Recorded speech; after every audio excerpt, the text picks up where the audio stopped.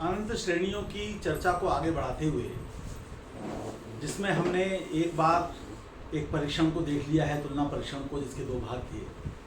हम यह पता लगाते हैं कि दी गई श्रेणी अभिसारी है कि अपसारी है, कन्वर्जेंट है कि डाइवर्जेंट है। क्योंकि यदि वो कन्वर्जेंट है तो उसका उपयोग एक रियल नंबर के रूप में, एक वास्तविक संख्या के रूप में किया जा सकता है। यद्यपि जिन श्रेणियों की हम बात कर रहे हैं उनमें हमेशा ही जो एन है वो हमने पॉजिटिव लिया है, ये बात जरूरी है। तो आज जिस परीक्षण की बात हम करने वाले हैं उसका नाम है कॉशी, मैथमेटिशियन है, का मूल मतलब रूट परीक्षण, यानी टेस्ट। इसकी चर्चा हम करने वाले हैं। तो इसकी जो प्रमेय है वो इस प्रकार से है। श्रेणी तो हम ये लेके चल ही रहे हैं। यदि या ये कहिए कि माना लिमिट, और ये हमेशा अंडरस्टूड है, n raise to the power 1/n l है, तो पहली स्थिति है l लेस देन 1 होने पर श्रेणी, कौन सी श्रेणी? सिग्मा n अभिसारी है, यानी कन्वर्जेंट है। दूसरी स्थिति L ग्रेटर देन 1 होने पर श्रेणी अपसारी है, यानी डाइवर्जेंट है। और तीसरा है L इक्वल टू 1 होने पर निश्चित रूप से कुछ नहीं कहा जा सकता, यानी हमें नहीं पता कि ये अपसारी है कि अपसारी है।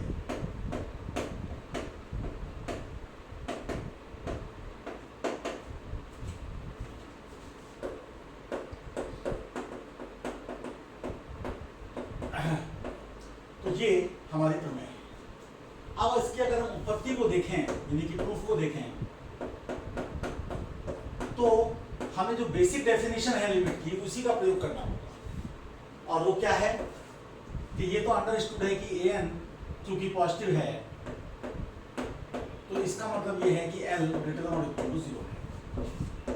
अब limit an raise to the power 1/n l है, implies there exists an epsilon belonging to natural numbers such that for all n greater than or equal to n, क्या होगा हमारे पास? हमारे पास ये होगा कि mod n raise to the power 1/n minus l is less than epsilon, और ये ultimately आ जाएगा an raise to the power 1/n is less than l plus epsilon, और यहाँ पर greater than l minus epsilon. बल्कि मैं power भी अगर n कर दूं तो मेरे पास ये आएगा। अब हम इसको बहुत ध्यान से देखेंगे, ये हमारे लिए एक इम्पोर्टेंट बात है, क्योंकि जो तुलना परीक्षण है, कंपैरिजन टेस्ट है, उससे हम काम चलाएंगे। देखिए, यदि आपका L 1 से छोटा है तो L को 1 से छोटा होने पर आप इतना छोटा एप्सिलॉन चूज कर सकते हैं कि आपका L प्लस एप्सिलॉन 1 से छोटा है।